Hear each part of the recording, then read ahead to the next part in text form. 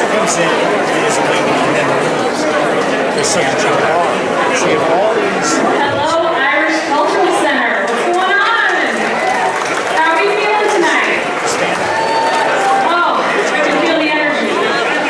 So, my name is Susie Loftus, and my claim to fame is I am a member of the Irish Cultural Center.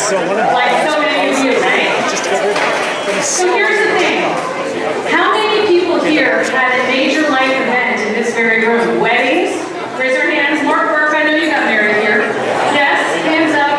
Communions, parties, birthdays. This space that we're standing in is actually hallowed ground.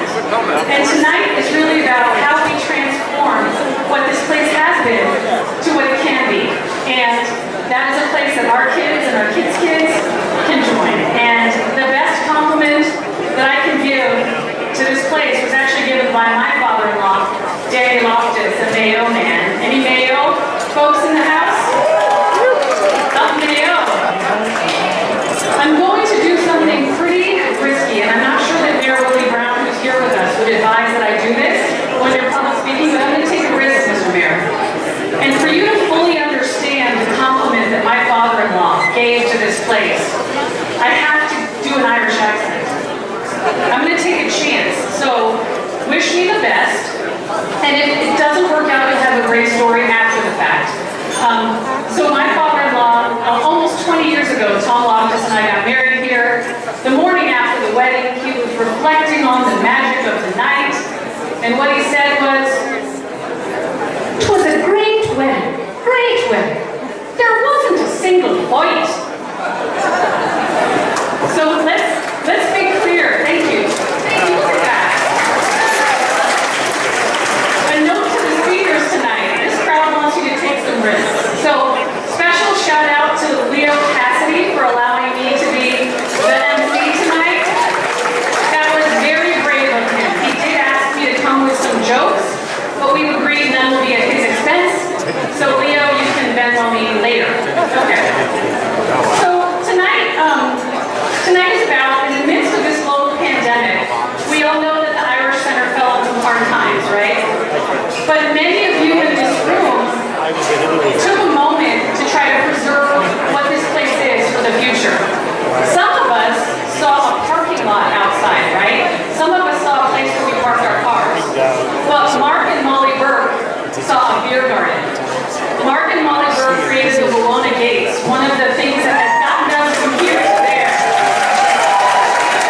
Mark Burke. So many people, Mark, Molly, and Josephine, don't get enough credit for getting us from here to there, but tonight is as much about the commitment you've made to this place as anything else. So we honor you tonight. I also want to let you know you can learn about the future of the center and what the ideas are.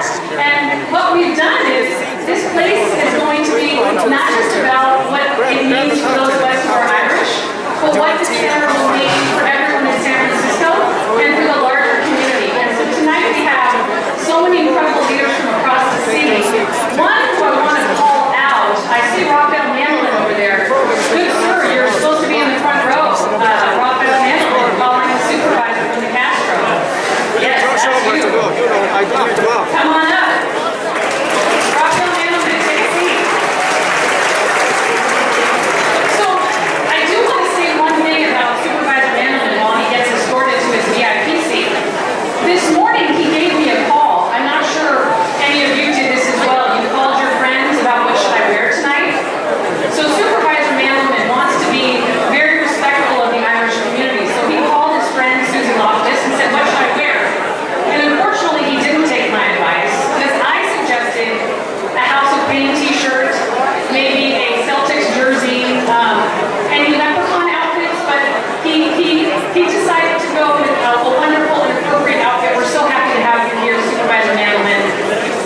You're welcome. In fairness, I'm not sure I'm the person who should be giving wardrobe advice, because when I greeted my husband in the outfit I'm wearing tonight, his response was, "Top of the morning to you."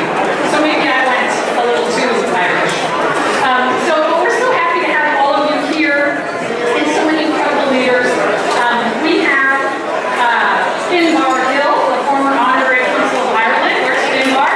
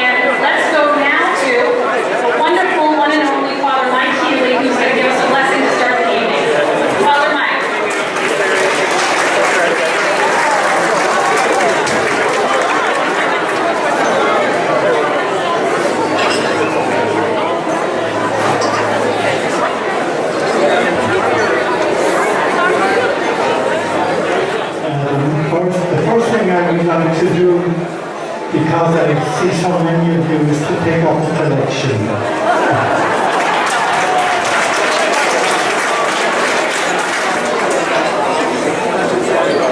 In the name of the Father, and of the Son, and of the Holy Spirit. Amen.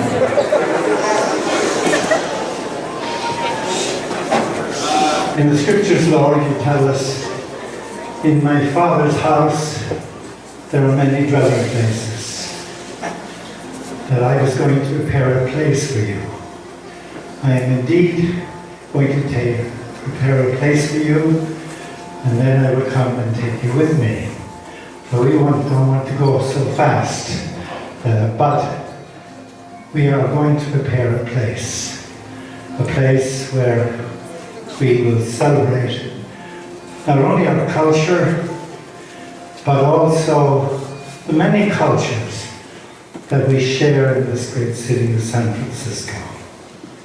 God has blessed us in so many ways, been generous to us, been bountiful to us. Now we need to reach out. In the gifts that God has given to us, we are asked to give back in a special way. Not for ourselves, but for the future generation. And you saw them dancing up here.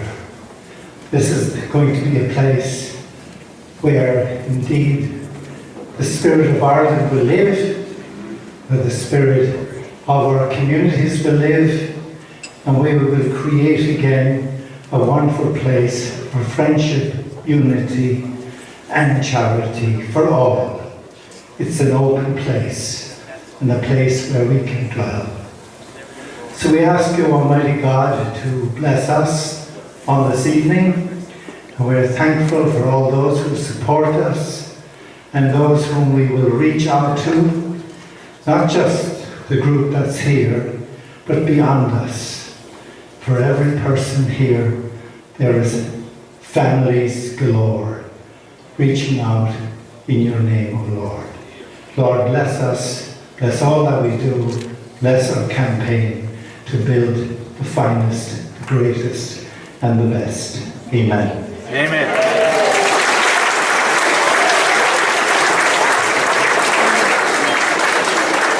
It's my pleasure now to invite one of the many amazing Irish women who've contributed so much to this community, who's going to grace us with both the American and the Irish national anthem. Celine Keneally from the Irish Pastoral Center. Please give her a warm welcome.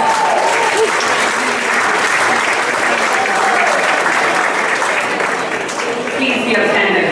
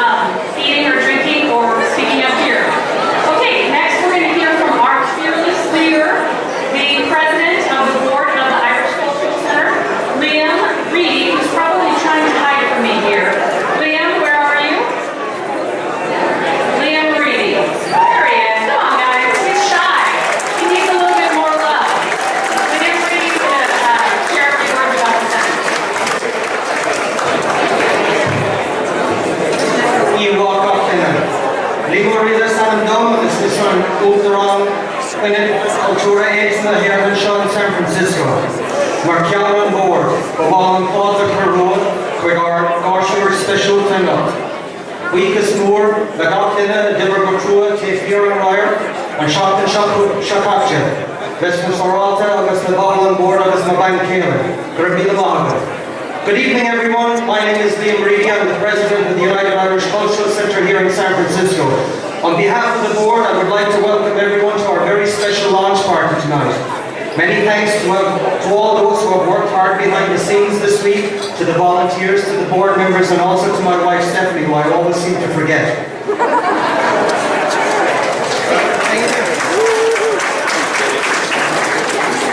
So to kick off our program here tonight, I'm going to give you some history of the building itself, the Irish Centre here. And I'm going to give you the reasons for the motivation to rebuild and the financial commitments to date.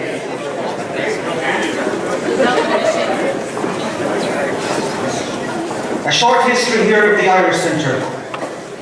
This Irish Centre came into being in the early 1970s. It sprung out of the sand dunes here on the outside, on the southwest side of the city. A group of dedicated men and women came together in the late 1960s and early 1970s and raised $115,000 to buy 5 sites of houses out here on the Outer Sunset. It was an impossible dream, but a dream that they accomplished in the very end. People gave their time, their talent, and their treasure to build this building. Kids came out after school. College kids came at the weekend. Ma and Pa came every night and every day they could. Hundreds of volunteers came together to build this building. It was a huge community effort. People gave their time, their talent, and their treasure to build the building, and within 18 months, the building was ready for opening on March 8, 1975. Since that time, the Irish Centre became a destination for the Irish here in the Outer Sunset. Everyone can attest to being here for a party, a wedding, a baptism, a graduation, memorials when people pass away, music concerts, fundraisers of all kinds, and Irish dances. However, the headwinds started to appear about 10 years ago. They were papering over the cracks here as best they could. The members who supported this place for generations started to fall off of the conveyor belt at the other end. The demographic was aging, and in order to counteract that, they moved it from a 501c7 private club to a 501c3 public charity. So this building and this property is actually owned by the public today. That's you and that's me. And it's our God-given right to protect it and to make sure it serves long into the future. Next. However, despite the fact that it became a 501c3 in 2017, this allowed them to have every dollar that was contributed to the Irish Centre to be fully tax deductible. Despite that, no grants came in to keep the operations on an even keel here. And with much dismay, in the fall of 2018, almost 3 years ago now, this Irish Centre closed its bar and restaurant because it was hemorrhaging money. The banquet facility fell away. Now, the banquet facility fell away, and we've heard this before. It's outdated, it's antiquated, it's retro. These were words that were told to me. When you're here yourself, you don't really see that. But from outsiders looking in, the modern client, let's say, it just wasn't up to par. We have an aging building. It's almost 50 years old. Everything on the roof is almost reduced to rust. Nothing's weatherized up there anymore. We've had leaks in the roof. We're going around here with band-aids every second rainstorm. We had plumbing issues, electrical problems, the roof. The other major problem we have here is we don't have enough cultural programming space. God bless the Irish dancers. We have 4 schools operating out of the Irish Centre at the moment, and they're putting down them early. Every night they have to dance on the floor here. And sometimes they're shifted around to other rooms to make way for memorials or other private events to keep the boat afloat here. Kids programming. Last year we had this past summer we had our inaugural summer camp. It was oversubscribed. It was oversubscribed to a level we couldn't even hold it here. We had to go rent halls at St. Cecilia's, God bless them, the Collins Centre. And so, again, moving outside the building just to keep our expanding cultural program going. The Patrick J. Dowling Library is bursting at the seams. There's boxes and boxes of books, all of which have been catalogued and archived, but there's no physical space to put them on a bookshelf, or even to exhibit all the artifacts and ephemera that are constantly being donated here to the Irish Centre in brown boxes. We'd love to have a space to show them off. Now last spring, 2020, it was a marketing manager's dream to have 45 years on 45th Avenue. Unfortunately, that didn't come to pass. Despite weeks and weeks of preparation, the impact of COVID was deliberate here at the Irish Centre. It caused us to shut down completely on March 12th.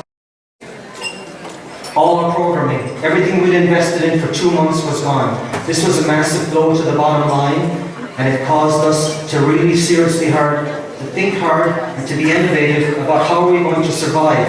Our treasurer said one night, Liam, if we do not raise another dollar here between now and October the 18th, this Irish Centre will close. Now that got us scared straight. So we immediately had a St. Patrick's appeal. 500 people contributed individually to that, and we raised $160,000. I'll come back to that in a minute. Out of the COVID impact, just like all the mom and pops and other enterprises in the city, all the restaurateurs, anyone that was able to move outside onto the sidewalk, they did. You had to get creative and innovative real fast. We did that here at the Irish Centre. We had a parking lot out the back, and I remember Mark Burke said, the first thing that's coming back is outdoor dining. I said, what about the beer? Definitely. So we had Wawona Gates. It was not only a benefit to the Irish Centre, it benefited the community. People had a place to come to, a place that could safely come to and have a few drinks and see a few people. We also developed another new enterprise, and I love this one because I have a sweet tooth. We were able to open up an Irish shop which helped us greatly during the pandemic. Barry's tea, Cadbury's chocolates, Bird's custard, Noor soups. You cannot get enough of that stuff. We also added bangers, rashers and sausages, all for and baked beans for the Irish breakfast. So it was amazing. We had so much support. Not only that, it reinvigorated our membership. Volunteer supporters, membership went through the roof, and donors started to write checks just for the sake of it. They couldn't believe how energized the community got. We held all kinds of events out at Wawona Gates. It energized the community and got everyone thinking about maybe we should do something with this place. So the St. Patrick's appeal, $160,000. I mentioned that earlier. So everyone felt we were doing amazingly well. We were doing amazingly well because it was volunteer funded. Nobody was getting paid and everything was going to the bottom line. So the members started to say, you guys are loaded. You're making so much money you don't know what to do with it. I said, hang on a second here. Let's give them something tangible back. We have a leaking roof. Do we redo the roof? The building integrity. We brought a structural engineer in to check it out. We decided maybe we might put solar panels to reduce our energy bill. Anyway, I became president back in January, handed over from Anne Cassidy, who has given her blood, sweat and tears here for 16 years. So, as part of that, my early president, first 100 days in office, I decided to pull a working group together. And I've been talking to all these guys, some of them you know well, Leo Cassidy, Redmond Mines, and a whole bunch of other people together, a couple of organizational meetings, to look for advice. What should we do? Was the $160,000 a good investment under the roof? Anyway, we held several meetings, and we came up with several options. And some of those options were we could remodel and add a couple of floors here, would solve our cultural programming space problems. Sell the building, move elsewhere. There was no appetite for that. This is our ancestral home. Why should we leave? C was start over with a rebuild. Now that got people excited. D, nobody wanted anything to do with no action. We didn't want to see the padlocks getting on the doors here. So the building working group and the board and I, we reached out to Studio Baina. Now you might say, who are they? This is a group of 2 individuals who came to us 2 years ago and offered some pro bono services as we were looking to solve our cultural programming space problem. We asked them to look at the building and see if there was areas we could repurpose and become more flexible in our space usage as an event centre. Now, Dane and Nastran were absolutely outstanding. I can't thank them highly enough. I love Dane's dry sense of humour. It's like my own. Don't all laugh together. Anyway, we gave them plenty of rope and we left them loose. We had to drag them in a couple of times. But the consensus, of course, was a new building. And this is all their imagination. We gave them some ideas. They came and did some more research themselves. But this is a concept that they developed. Now, that concept has come a long way since last April. We decided that this would be an iconic flagship building here for the Irish arts and culture on the West Coast. The new building would give us an even bigger St. Patrick's Room, one that would fit 1,000 people. It would give us gallery space for the visual arts, for local artists. The library, I think we have about 7,000 or 8,000 square feet dedicated to the library space. And all those boxes would be emptied and displayed. Again, the St. Patrick's Room would have a mezzanine and would be allowed for performing arts space, drama, dance, music and other milestone events related to our families and our membership. In addition to that, the new building would provide us with classrooms for music, for dance, for kids programs, and the museum would allow all that ephemera and artifacts to be displayed properly in a physical exhibition that it deserves. We would be able to develop an Irish cultural asset here for the Irish American community. In addition to that, you might say, well, what has aquatics got to do with all this? Well, we took a trip down to the JCC, our friends, and we discovered that the aquatics program there is a financial engine that supports everything else that goes on in the building, in addition to a couple of other things. We have our own dedicated members room, offices for non-profits, and in the words of my treasurer, Craig Viewig, we need to activate this building if we build it. We will make it a destination for the community. The basketball and hurling court downstairs, the gym, financial engine, the roof garden, pretty to look at. So again, the reason for the sports, gym and the aquatics is to drive the financial support of the other programming, which needs a lift every now and then. We will have our own rooftop restaurant, our own Emerald Bar and restaurant on the bottom floor. Notice how the glue lands have been repurposed. There's a lot of the physical attributes of this building that we would retain and preserve. It wouldn't all make its way to Tunnel Road. Also, in the interior of the building here in the lobby, look up there to the left and you can see Tom Lylett's handiwork with the plasterwork, with the old emblem of the Irish Centre. At the back of the lobby, we have the stones, the bricks that people bought back in 2008 when they tried to keep this place afloat. And the cut stone from the front of the building is also incorporated in the new one.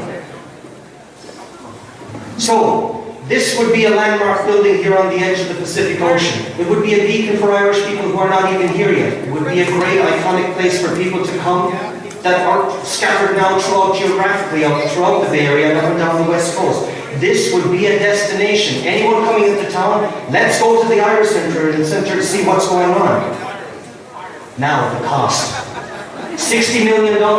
We can't hide it. You'll say to yourself, hang on a second, Liam, you said 50 million last spring. That's what I did say. It's nothing to do with inflation. This has all got to do with we were able to add another floor of space, 25,000 square feet. So tonight it's all about the capital campaign kickoff and also that this project is going to gather legs.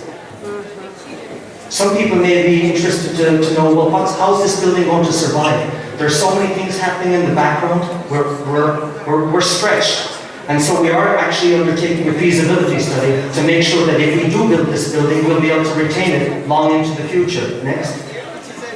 So, the story so far, financial contributions. We have not asked anyone for money. 60 people have come to me. I feel like I'm like the rhinestone cowboy. I'm getting calls and letters from people I don't even know, which is fantastic. We have 60 people have pledged $31,500 over 4 years. Incredible. 60 people. How many people do we have here tonight? Next. When you add all that up, that's $1.38 million. Next. These guys do they do things well? All these contractors here have pledged for the shoring, the excavation, and the dig out. Yes, they can. When Bob the Builder says, can he build it? Yes, they can. So when you add the two totals, the committed cash, the pledged work for the shoring, the excavation, and the dig out, it comes to a grand total of $10,955,492. Nobody in their wide earthly world thought last May we'd even come close to it. I'm not going to talk too much more about money tonight, but I will talk about all the organizations that have supported this project and called me and said, Liam, we're ready to stand behind you and to get this project done. They have contributed money, they've made their pledges. There's one group I forgot to add, the San Francisco Glens. Thank you, Leo Cassidy, and I apologize, I forgot to stick it up here.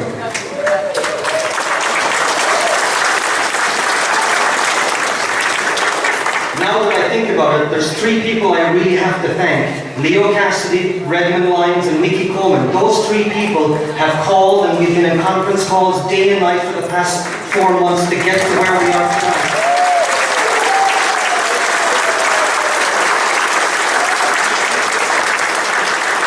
So how can you help? I want you to be an ambassador for this project. Be a believer. There is people out there and they're saying it's not going to be built. Liam Reedy knows nothing about building. They're absolutely right. But I have people on my team and I'm scaling it up, recruiting it, and it's going to be done. Next. Oh, how can you help? Make a donation. That's the treasure part of the trifecta. If you can't make a pledge of money, give your time and talent. I'm giving my entire spare waking hour to this project, and there's other people doing the same thing. The operations here on the board level are also doing the same thing. Next. We have a website, irishcenter2025.org. I feel like you're going to push me off. Yeah, next.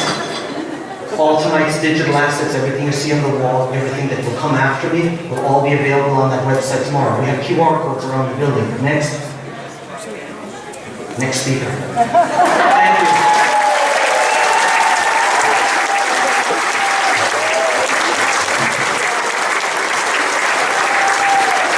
Liam Reedy, the legend. We love Liam. I have an assistant up here,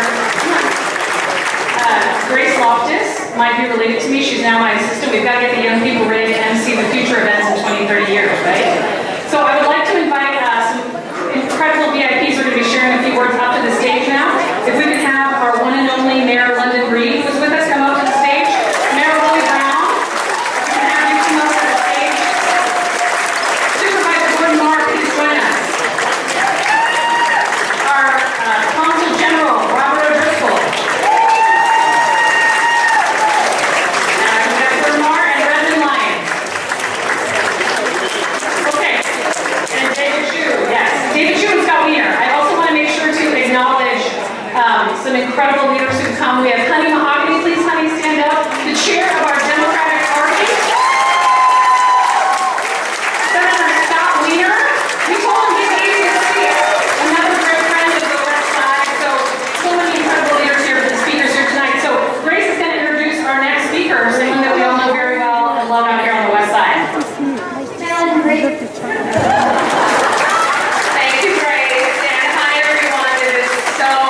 Great to be here at the Irish Cultural Center. And one of the things that I hope will be in the next building, which Liam did not mention, was air conditioner. Because we know how hot it gets in this room, especially when there are a lot of great events that occur here. And we want to make sure that we can party to the end of the night, right? First of all, I want to say how much I support this project. And I embrace this project. As the mayor of the city, I am going to do everything I can to support ways in which we as a city can look at how we can contribute to making this project a reality.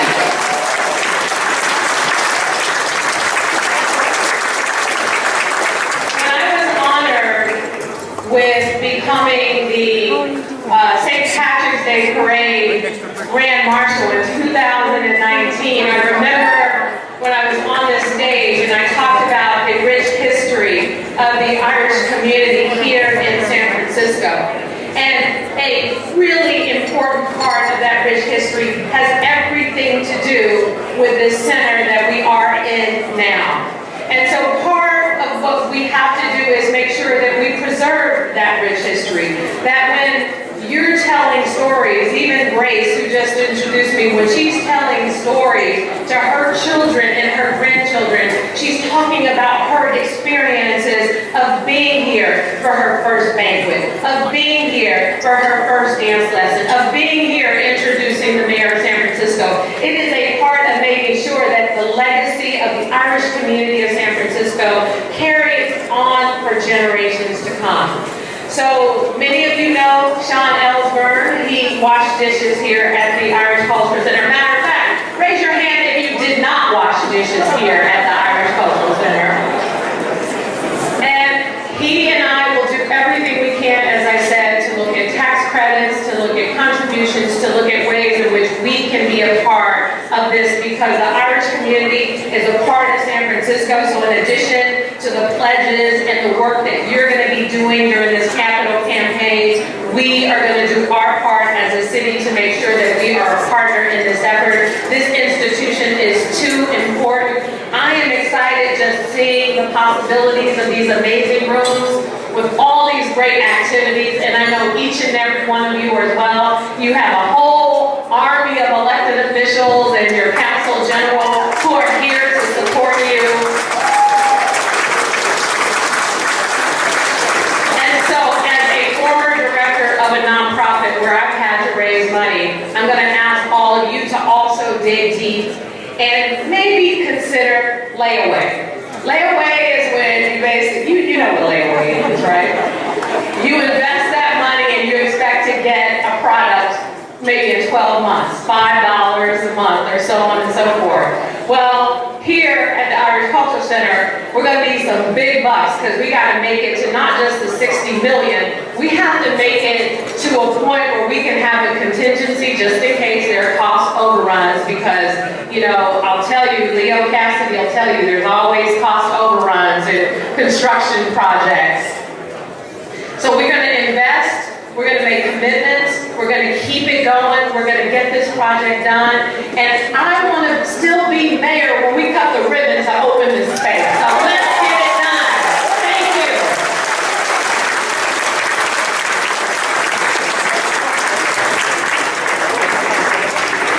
Thank you, Mayor Brady, for your incredible leadership. There's a few other leaders that we need to acknowledge. We've got the head of the Department of Status on Women here, Kimberly Ellis. Kimberly Ellis in the house. We also have, I'll tell you, we scoured for all of the incredible Irish elected leaders across the state of California, and he's here. Speaker Pro Tem Kevin Mullins. Please.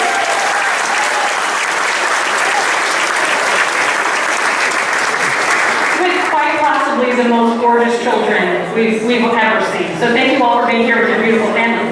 And the next speaker needs really no introduction, so I'm going to give it to Grace. Who are we going to hear from next, Grace? Mayor Billy Brown.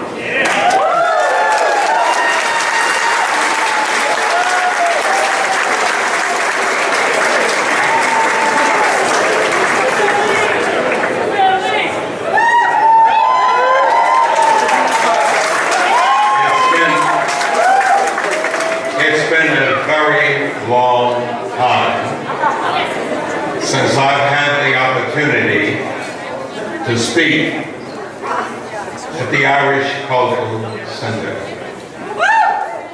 For years, when I served as your mayor, one of my regular operations and appearances was always to come to the Irish Cultural Center. You were so much an intimate and an integral part of San Francisco. And I said that on behalf of a person who was mayor when in 1975 you first presented the United Irish Cultural Center to San Francisco. That was my longtime friend, George Moscone.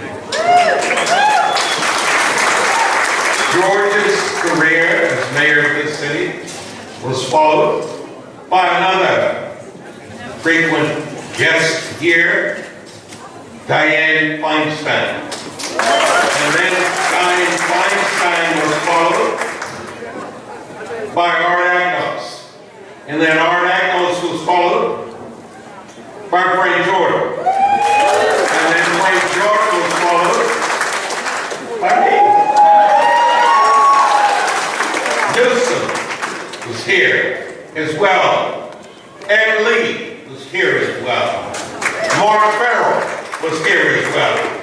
I run through these names because you've heard from the most current mayor, and each of us in our capacity as leading this city knew very well that this city, made up of somebody from everywhere in the world, never had a greater support group than those who had come here from Mother Ireland.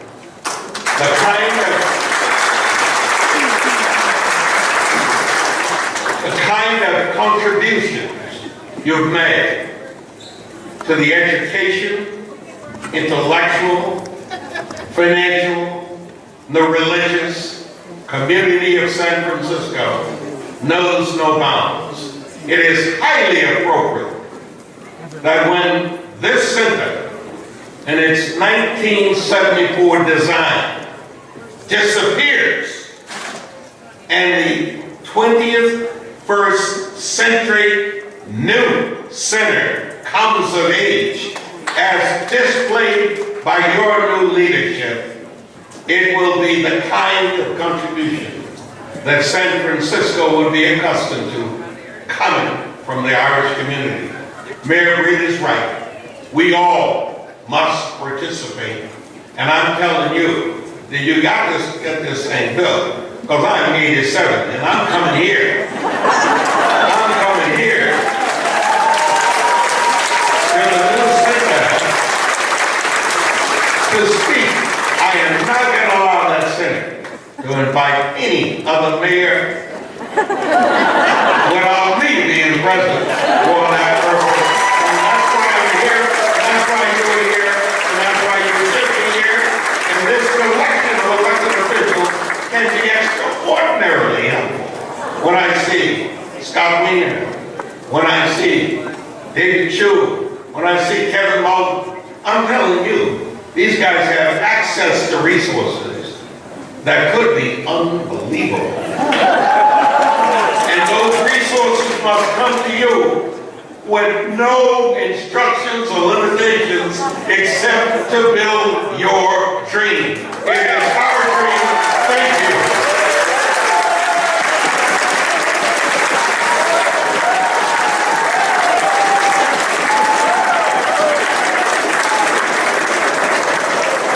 So now we get a chance to see a visualization of the dream. Liam is going to walk us through it. Here we go.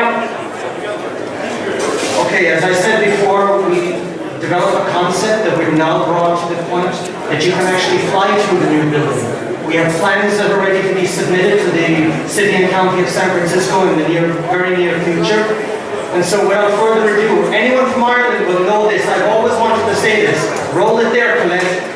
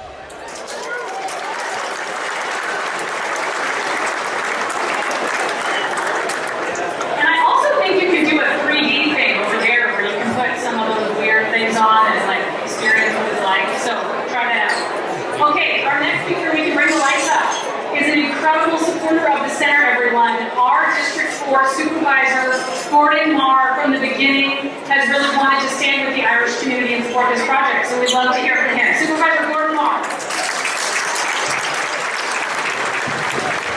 Hello, everyone.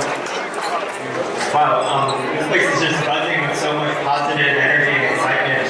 It's such a great pleasure to join with all of you here to see at this beautiful and momentous evening here at the Irish Center. As the individual that has the current honor of representing the Sunset and Parkside districts on the Board of Supervisors, and also as a neighbor who lives with my family nearby, I really want to first start by thanking the entire Irish Center community for being such a vital and unique part of our neighborhood for nearly 50 years now. I think with such a long and rich history that we've had here, the broader neighborhood and community tends to take the Irish Center for granted. And there's really been a lack of awareness, of what it really takes to keep an important institution like this going, especially with such a volunteer-based organization. And there's also been a lack of awareness of the changes and challenges that you've been grappling with. I, like many others, really first became aware of the challenges back in the fall of 2018 when you announced the closure of the restaurant and bar. And I was actually campaigning for supervisor at the time, and I decided to hold my campaign night victory party here at the Irish Center as a small gesture. But really, over the last several years, it's really been inspiring to see the resilience of the Irish Center community and how you've really stepped up to meet the challenges, just as you've done for decades here at the center, and really for much longer throughout your history as a community in our neighborhoods, in our city, and beyond. And it's also been very helpful to see all the work that you've done to create new structures for the Irish Center, to develop new leadership and to launch exciting new initiatives like the Wona Gates. I would really want to thank Liam Reedy and Irish Center leadership for your incredibly bold vision and plan to rebuild right here on 45th and Wawona a state-of-the-art, multifaceted community center, and really for doubling down on the Sunset and Parkside district for decades and generations to come. I know there's still a lot of work to do to turn that vision into a reality, but including navigating our city departments, the planning department and DBI and others, but I know we have Mayor Breed and Sean Alford here who've committed their support.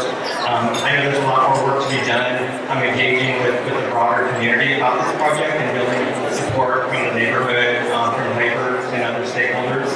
And of course, there's a lot of work to do on fundraising, but as Liam, Rhinestone, Cowboy highlighted, you guys are off to a great start on fundraising. So again, I know the Irish Center community is certainly up to the task, and I look forward to working with you to ensure a successful project, and I look forward to celebrating with you on that rooftop garden and restaurant in the coming years. Thanks, everyone.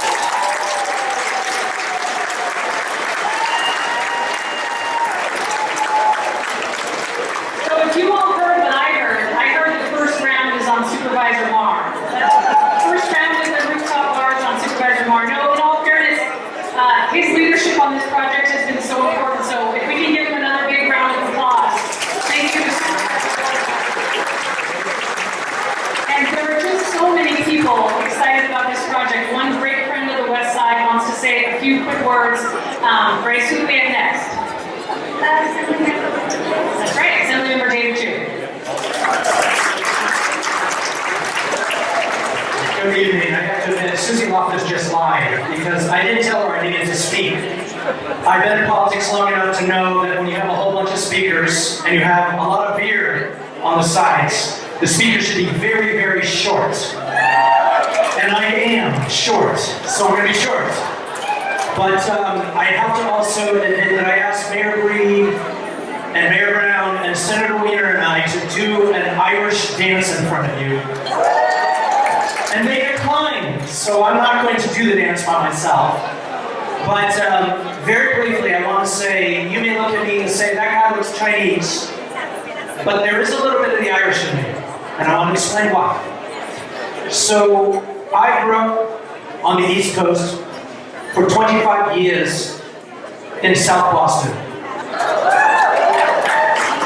where I knew 100 times as many Irish kids as I knew Chinese kids. I went to a high school in Dorchester, Boston, for those of you who know Boston. 75% Irish, 23% Italian and Polish, one Chinese kid, me. And I spent more time preparing for St. Patrick's Day than I did for the Chinese Lunar New Year. And I say this because when I saw Father Healy come up as someone who went to an Irish Catholic high school, I got a little nervous. But in all seriousness, your community is one that has embraced me not just when I was growing up, but has embraced the diversity of the city, has taken care of the diversity of the city. I was just speaking to the president of the Immigrant Rights Commission, your dear Celine, who literally was, let's give it up for Celine, who was literally whispering into my ear what this community is doing with the Asian community when it comes to anti-Asian hate. And I just want to say, as your state legislator, thank you for everything you're doing. Thank you for standing up for the diversity of our city, the diversity of our state. And while Mayor Brown is putting pressure on Scott Wiener, Kevin Mullen, and I to make sure we're delivering money for this center, I want to tell you, we will do everything we can to make sure this gets done. Because Senator Wiener, Assemblymember Mullen, and I want to bring our colleagues to party here in this new center, when this center becomes the envy of the Irish American community in the entire country. Thank you very much. Have a wonderful night.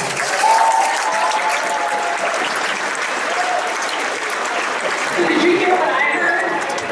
Second round on David Chu. Is that what I heard? Yeah, second round on David Chu. Our next speaker is an Irish diplomat, an incredible father, community member, and in my opinion has one of the best Instagrams of any public person. So I hope he does share his Instagram handle. Grace, who's next? Consul General Roger.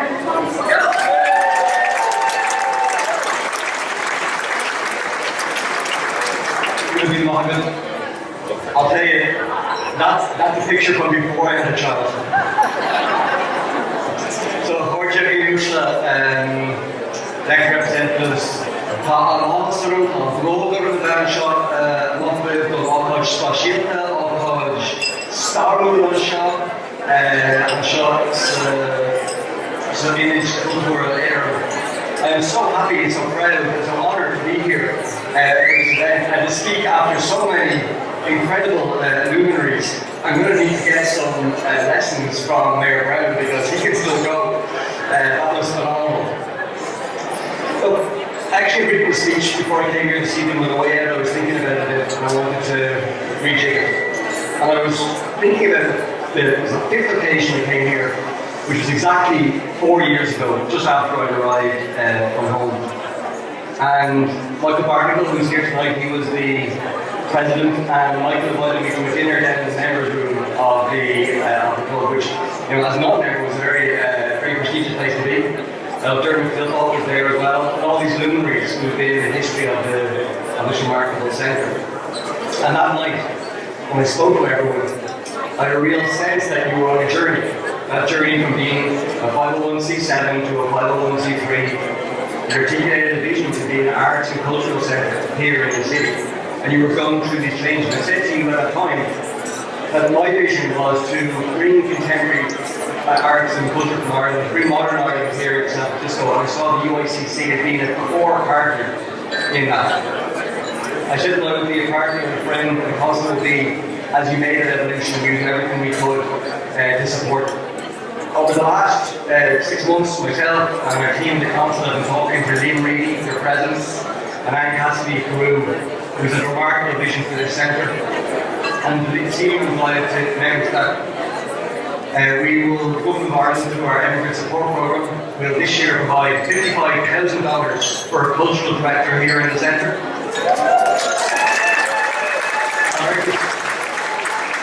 Our Irish Times every day in the centre here. And an additional $10,000 to the Dowling Library, a very, very special Dowling Library. To support the digitization of our community papers. This is a really important task that preserves the community, and the collective Irish American memory here in San Francisco, and we're delighted to support it. The other thing I was reflecting way over was 2019 we did the Diaspora Roundtable. We brought all the Irish organisations in the city together and we asked them, how can the Irish government be more supportive and what do you want as a community? And we sat in the St. Francis room downstairs and it was remarkable that even all the contributions, the one thing that came back in spades was people wanted a contemporary Irish art centre. They wanted somewhere that was dynamic and had all the vibrancy of modern Ireland.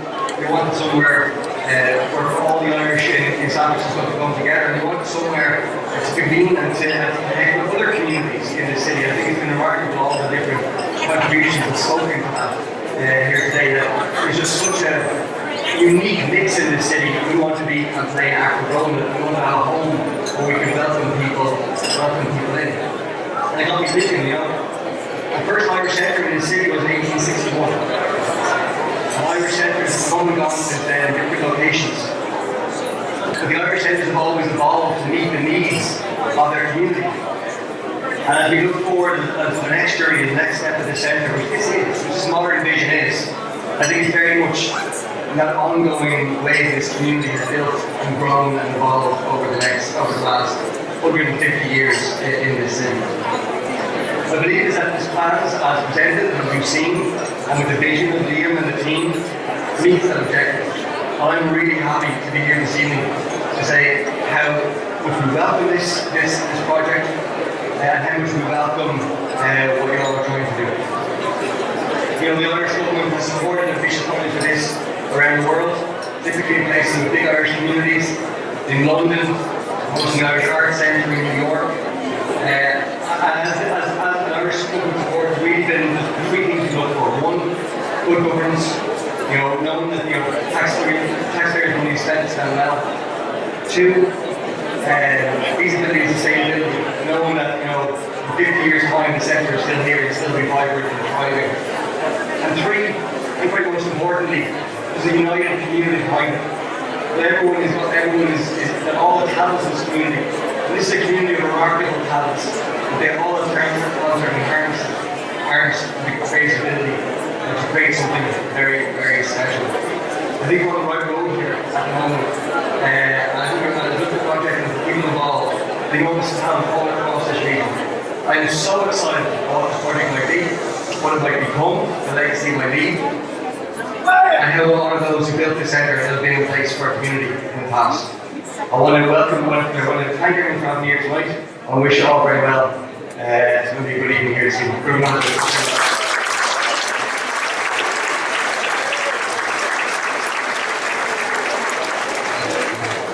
We have one last speaker. All right, we have amazing speakers tonight. We've got our closer bringing in the hard ass. We've got you all warmed up, so we're excited. Please bring one of the men who's a real visionary behind this project. Grace, who do we have next? Brendan Lyons. Brendan Lyons. Give it up to Brendan Lyons. The closer.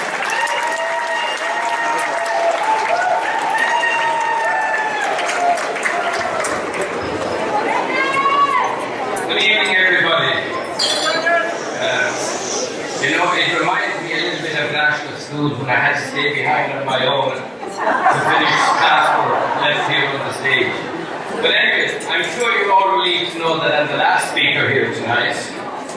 And you'll soon get a chance to chat and mingle and talk about what's going on. So I'll be brief as possible in recapping, reassessing and re-energizing you all to make this vision a reality. My job description for the evening, everybody has a job description, was to motivate all of you here tonight to support the project and convince you that it's worthy of your commitment.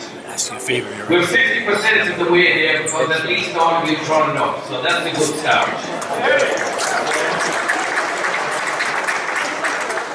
from my point of view, I'll just tell you a little bit about me and my point of view. You know, is it worth it to do this? I believe it is. Why? Why is it worth it? Why do we need this?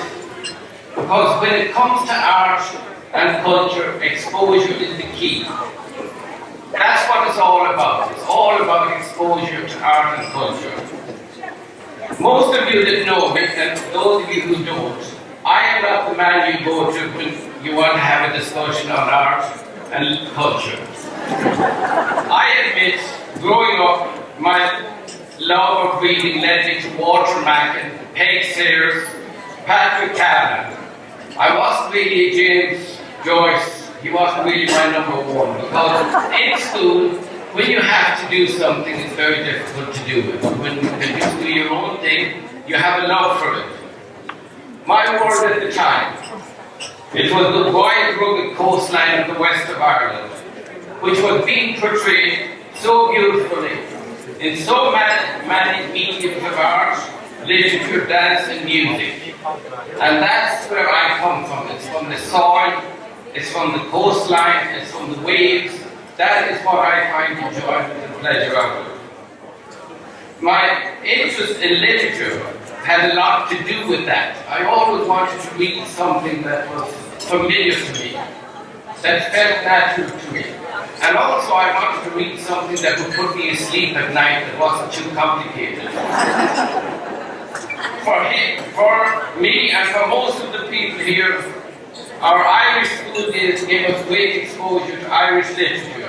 And that gave us a foothold to build on, and now it's our opportunity to celebrate and showcase all the greatness of Irish art and culture. We have never had a facility here before that could support all we wanted. Our arts community, and those of you that follow it, they are doing amazing work here in San Francisco and have struggled far too long to make an impact because they don't have a centralized location, a permanent base to work from, and that is what they need. So let us provide the state-of-the-art theatre to make sure that the hub of all Irish culture and arts starts here on the West Coast, that we can bring plays from the Abbey, the Gate, and you know, the Druze Gate and all.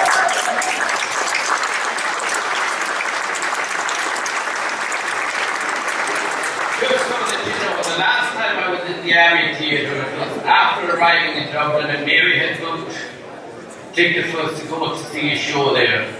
And I slept for 2 hours. So, as you know, maybe I'm not the one promoting all of this. So, we should have a sound system here that rewarded for all our great musicians, from near and far, whether it's folk, traditional, or contemporary.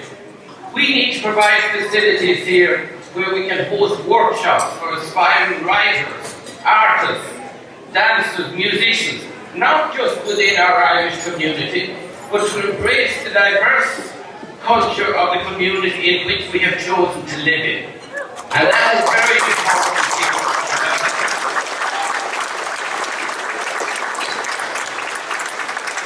We need to provide a meeting place for our seniors that is easily accessible, a fitness centre for our athletes.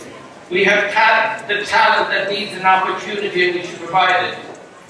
Our local writers should have a base here to launch their talent. I don't know if any of you, I was in Ireland July, month of June or something, and a wet morning, I went off to get the newspapers. There was going to be no sunshine, no tan or that. So I went to get the Irish newspapers and I opened up the Irish Times. And there was a full article inside of the Irish Times about a local writer from Dublin who lives in San Francisco, Esther Rowan, who's bringing out a book. You know, those are the kinds of people we need to promote, supporting and recognizing. So I believe our community is worthy of all this and we should be providing it. Liam has talked about the money that's been raised and it's amazing, but we need to keep raising money. I just want to reinforce that this money will be spent wisely, because that is very important. We do not intend to start this project until all the money is be made available to complete it. We don't want to be encumbered by debt. We are going to have strong fiscal oversight in whatever happens here. Now, when it comes to birthday parties and celebrations and all that, my wife reckons that I'm very fiscal conservative. Actually, and I think by that she means that I'm very cheap. But anyway, for this project we need an extremely responsible committee to look after the fiscal side of it, because it is a huge amount of money that's been donated, and everything has to be above board. I'm going to finish up now with just a few words. When we look at the Irish towns, villages, and we see what they achieve back home, because they believe in themselves and they work together to get something done. You know, we look at the famous Limerick hurling team last week. That didn't happen on its own. There was one man in Limerick that decided to put up a lot of money to make sure that happened and to have pride in their county. You go and you look at what happened in the last few weeks in Skibbereen, in Sheriff Street, where the Irish athletes brought gold medals back to their community.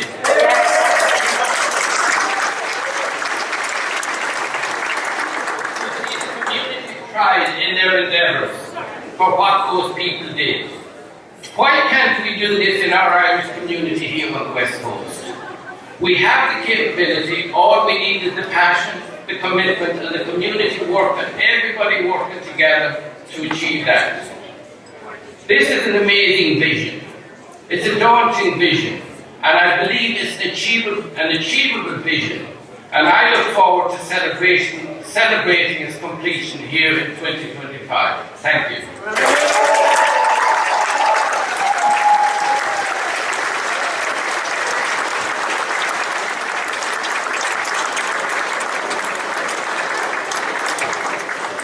Promised, we are at the end of the evening, so I come bearing good news. The bar will be open, complimentary until 7:30. You've still got an hour.